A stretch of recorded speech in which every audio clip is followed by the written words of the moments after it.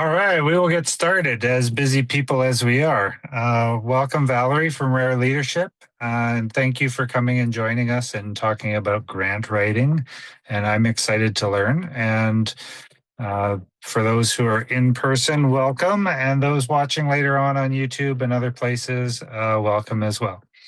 So, Valerie, we're going to turn it over to you and just let you go. Awesome. Thanks, Richard. So thank you. My name is Valerie McInnes, and I am one of the dynamic duo of Rare Leadership. My husband and I have had Rare for quite a while, and so we do some consulting on the side, curriculum development, leadership development, all that kind of good thing. And through my experience within education and learning and development, and then outside of that, in regards to working with nonprofits, I somehow along the way turned out to be a decent grant writer. And so Richard asked me to come in today to talk a little bit about what that might look like for small business or nonprofit. So I am just going to get my PowerPoint up and running here. So welcome everybody, and thank you for being here for my little spiel on grant writing for small business. We're going to focus today on helping small businesses really focusing their time on the right steps in regards to writing grants and some of my to do and not to do tips as we go along. So grants are more than financial support for an organization or a business. They are strategic leverage. So they can help our businesses expand services, hire staff, purchase equipment, launch new ideas, build credibility. And for many small businesses, grants create the breathing room needed to innovate or grow without taking on added debt. I also want to highlight something important. Funders are investing in outcomes, not just in your organization. So as we're going through this, keep that in mind. And they really want to know what difference this funding is going to make to your business or your organization. And so we want to make sure that we're writing grants so that they can provide us with some essential funding, again, expansion, and it builds credibility for your organization or your business as well through your reputation and opens doors to future opportunities. So some of the biggest mistakes, and we're going to kind of start with just some of the faux pas that people kind of step into as they are starting to look at writing a grant. And so many businesses apply for every grant they can find, and that can be very daunting. There are lots of rabbit holes when you go searching for grants. And so you really want to think about what you're looking for before you start stepping into that space. As well, a lot of people, when they're writing grants, they write from an emotional standpoint instead of a strategic mindset. And so we'll talk a little bit more about that as we move forward. And also, a big part of grants is the fine details that sometimes are in really small print when you're looking at a granting website, and that's the eligibility details. And so we really need to take time to look through those as we're starting to look at grants, because we might find right away that we aren't eligible, and we don't want to go through a whole big process of getting the grant started and then finding out that in the end we weren't qualified to step into that space as it is. So where do we find funding? So you really want to make sure, if you're a Manitoba company, and I'm going to focus this on Manitoba as where my experience has come from, there are provincial programs, there are federal programs. So some of the sites that you might want to look at are the Government of Manitoba Grants and Contributions website, as well as Manitoba Liquors and Lotteries has a community grant that they provide. So again, really important to take a look at the eligibility requirements as you're moving into these spaces. And if you are a Manitoba-based company, then you're going to want to filter through to Manitoba organizations that are doing this funding. There are granting and funding opportunities through the federal government as well. And the websites there, you can easily search government funding or government grant funding, and it comes up really quickly in your Google searches or whatever search engine you're using. Other places that you might want to look are foundations. So if you're within Manitoba, like the Winnipeg Foundation or Manitoba Community Foundation, no matter what province you're in, they're going to have these community foundations within their structures that provide funding for different reasons to different kinds of organizations. So that's another place where you can take a look. And then there are also some granting databases and search tools. These can kind of catch you sometimes. the Grants Gateway Canada, so at www.grants.canada.ca, and Instrumental are free search tools. Be really careful when you're looking at granting search tools. A lot of them will kind of pull you in and get you in through a few steps, and then they want money after that to help you find grants that fit your organization. Now, for some of you, that might work. You might have those funds built into your budget for the year. But if you're a small individual entrepreneur, you may not have those extra funds available to hire a grant researcher to help you out. So just be careful when you're looking at those grant databases and the search tools that you will see online, because they can kind of pull you in, and you can put a lot of work into it and then realize that now they want money before you can get any of the results. So just be really careful as you're moving into those spaces. So just a little bit back on the federal government funding. So they are looking, the federal ones are very specific to things like innovative ideas, hiring incentives, and very sector-specific programs. So again, as you're searching through, just be really careful that you're looking for eligibility requirements for those specific grants before you start doing too much work in the creation of your application. So before writing any application, you probably should run your project through a bit of a filter just to make sure that your time is being well spent. And so you want to make sure, like, does your project fit the priorities of the funding organization? So you might think that you're a great project or a great business, but it's really got to fit the mandate of the funder. And so you need to take some time to do a bit of research on the funder, especially if you're looking at independent funders, making sure that you're looking at what their priorities are and making sure that your program is presented in a way that fits those priorities. Again, eligibility, making sure that you meet those sector and location, size, structure type of requirements that many grants have. Are you at the right stage of your project? And this can be an interesting space. So I was working for a large organization, nonprofit organization that was doing a big capital development. And a lot of the funding that we were looking at, we weren't at the right stage of our development yet. It was one that we kind of put into a folder that we're going to do later. But at that time, we weren't in a position to provide them with the data that they need, because they're going to be looking for numbers and they're going to be looking for proof that you're at a space where their funding is going to be used right away. So be really careful that you're fitting into the stage that the funding is provided for. And are you being realistic in your capacity to meet the project outcomes that you're providing in the application? We can dream, but we really have to be careful when we're looking at funders that we're not dreaming outside of our capabilities at that time. We want to make sure that we're at a point in our project, but also at a point with our team in regards to the capacity and the skill base of our team to meet the requirements of the project that we're looking for funding for. So again, a lot of self-reflection, not to deter you from doing the application, just want to make sure that you're putting the right time into something that's going to benefit you in the end. When you are looking at the application, so we're going to be a little bit more in-depth into the actual creation of the application once you find something that works for you, is that you really want to look at it as if you were on the other side of the table. We go in very proud of ourselves and really enthusiastic about our project, but we need to make sure that the person on the other side is going to understand what we're looking for and what our project involves. So other things to look at, or things to look at as the viewer or the reviewer of an application, are we want to make sure that our business structure meets the eligibility. We want to look at any revenue requirements that some granting might have. So some of them are meant for small business. Some of them may require that annual revenues are at a certain point before they will look at you. So those minimums and maximums. Some grants will say that, if your staffing size is too big, that you aren't eligible for their grant. So just really be watching those. Sometimes in fine print, the location eligibility might be a catch for you. So watch that when you're looking at filling out the applications. Making sure that any expenses or financial information that you're providing meet the requirements of the project. So a lot of grants will provide you with specifics on what their funds can be used for.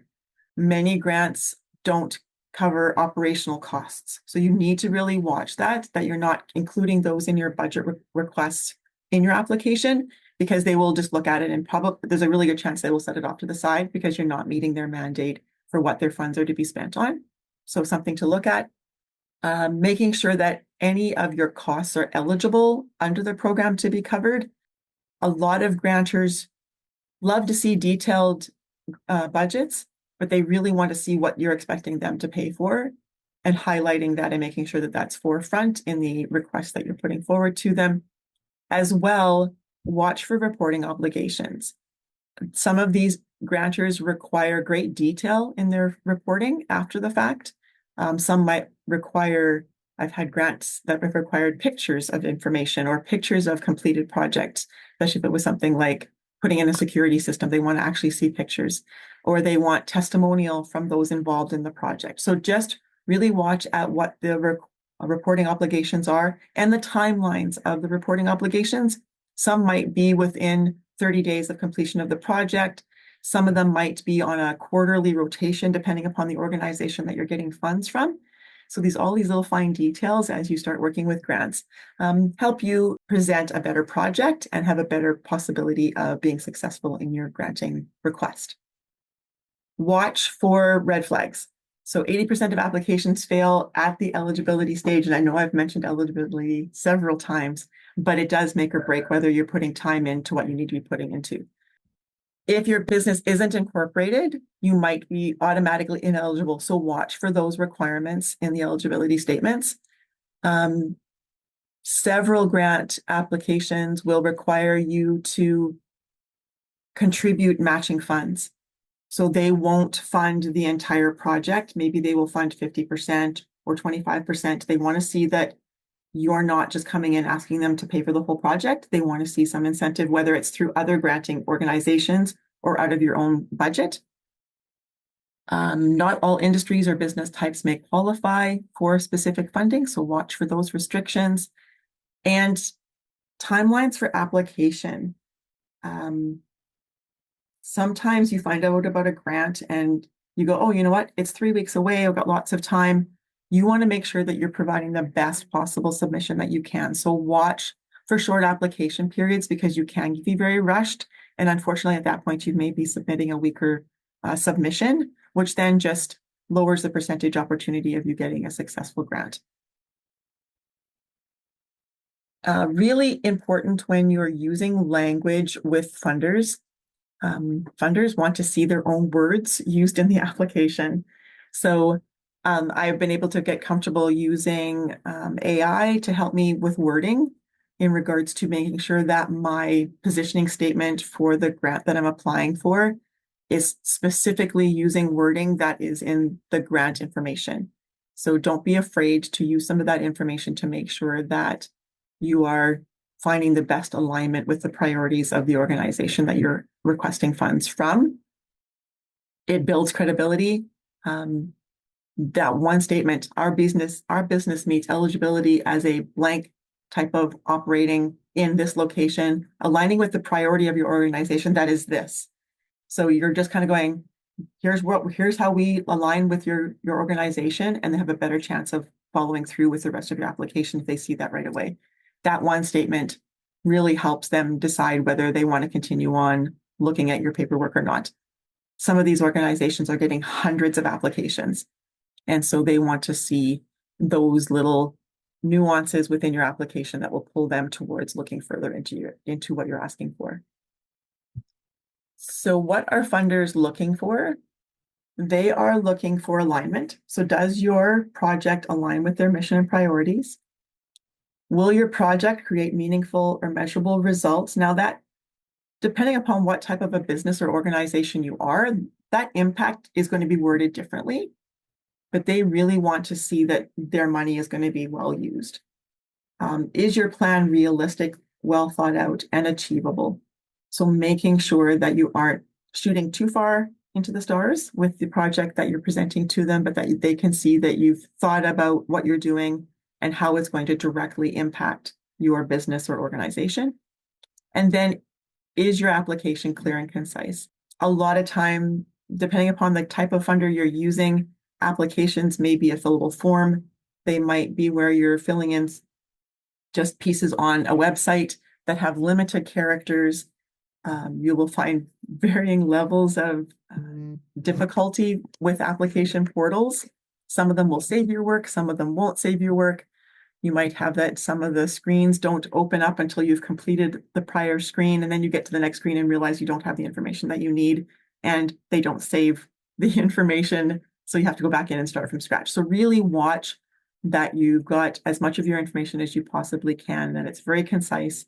A lot of the fill-in portals are very limited with the number of characters that you can use. So you may need to go back and rework and rewrite those to make sure that they fit into the spaces that are on the portals or the application forms that you're filling out. So when looking for a strong application, we want to be clear, focused, and you want it to be easy to follow. So this just kind of provides you with a structure on how you might gather your information before you start filling it into the portal. This will make your job a lot easier. So you're going to take a look at what need or challenge are you addressing for your business or organization, being really specific, being very data informed if you can. And we're going to take a look at what that might look like in the next couple of slides and show how the issue matters to the progression of your organization or business. What is the solution that you're trying to solve with their funds? And how is maybe the solution that you're presenting unique or something maybe that they haven't seen before? So as I mentioned before, they're looking for innovation. They're looking for you to step outside of your normal daily routines to look for other ways to solve issues or to improve things within your organization or business. What change will you create by completing this project? So making sure that your outcomes are very clear and measurable in some way or form. And that can be challenging. So sometimes you may need to reach out for support on how you create those impact statements so that you can show measurable results. And who specifically is going to benefit from this? Now, this can be if you're a business and it's going to directly benefit your employees. Where beyond that is it all going to is it also going to benefit? What's the ripple that happens within your business, within the greater community, that's going to show that the impact of their money is going beyond just the walls of your structure? And then really being clear as to how you're going to effectively use their funds, and that your budget is very clear and realistic for what they're going to be providing to you. So I mentioned before about using data-driven information when you're looking at your applications. So a weak example would be, we need funding to grow. Very vague. Terminology is overused. What does grow mean? To them, they don't understand. They may not know what your business is, where you are. So you need to kind of teach them a little bit about yourself. So a stronger example might be, this will expand the capacity by 30% to serve 150 more clients. Being very, very clear, but set those guidelines as realistic. You don't need to put in a timeline in there. It can help, but as long as you're providing them with some statistical information that shows what you're hoping to increase, really helps, because then they're going to use that in your reporting process and actually ask you, did you meet your goal of a 30% increase in capacity? And did you bring on that many more clients? That will be part of your reporting process in the end. So it actually, in the long run, actually helps you when it comes to reporting time, because you have a target that you're shooting at and you're not just kind of throwing something out there and hoping that it works. This kind of gives you a structure in which you can work towards meeting those goals. Plus, as you're going through the process of using the funds, you can see if you need to adjust to make sure that you're meeting the result and the impact that you have explained in your application form. So you've got your application ready to go. Maybe you've got a template, you've got a rough draft. You can go through this checklist to make sure that you're ready to hit the submit button, because once you hit the submit button, it's gone. Many grant portals don't allow you to go back in and make changes or to see it once you push the button. Some of them allow you to go back in and see where the status is of the application process. So you want to really make sure that you're ready to hit that submit button when you're done. So again, am I using plain language? Simple, clear words. Don't assume that your funder understands some of the jargon of your business or your organization. So you really don't want to use acronyms, things like that. You want to make sure you're spelling everything out so that they understand and don't have questions that they may not be able to ask you. If they have a lot of questions, they're going to set that application aside. So just be really careful with your language that you're using. Again, specific numbers, making sure that if you can put a timeline on, great. If you don't want to put a timeline on, as long as you've got some sort of statistical indication of growth and impact, that will help greatly with your application. Making sure that your project aligns with the priorities of the funder and you've shown them where it aligns with their priorities. Many funders will have that as one of the questions, but if they don't, you're going to want to make sure that you are showing that through the description of your project or the description of your plan for your business so that they can actually see themselves reflected in the work that you're doing, and being really, really clear on those outcomes so that they're achievable, that they're measurable, and there's something that you feel that your business or organization has the capacity to meet. We don't want to set high expectations that we're going to be scampering to try to develop skill base in order to meet the needs of the project that we're doing. So your roadmap of how to work with funders to get your application looked at and taken seriously, finding the right opportunities that fit your mission and your goals. So you need to do some prior research, and making sure that you review their priorities, that they match your business strengths and your business's purpose. Double check your eligibility. And sometimes this can be down deep into the muck of an application website. So really watch for those little fine print sometimes of what eligibility might remove you before you start putting too much time into the actual preparation of the application form. If you think that your project aligns with an organization's or a funder's priorities, really work on that message. I have used AI to help me find a way to use verbiage that shows alignment, even if I feel that it's a little bit weak. You can still work on the wording to make sure that they at least take a second look at your application and it doesn't get set aside right away. And then again, writing clearly, making sure that your story is clear, confident in what you're doing. And that sometimes I find that when people are writing grants, they add a lot. I use the word fluff. They add a lot of fluff. And sometimes that makes it look like you're not clear on what you're doing. Applications need to be clear and concise and very, very simple, not too wordy, not big language. We want to make it easy for somebody to read and understand. So I've reiterated the same thing several times, and it's kind of the foundations on writing a good grant, and it takes practice. It takes a lot of practice. My first few grants that I wrote, I looked back at them afterwards, and I could tell where I needed to improve. Sometimes you get feedback from the funder, sometimes you don't. And so grants, just remember, grants are not about asking for money.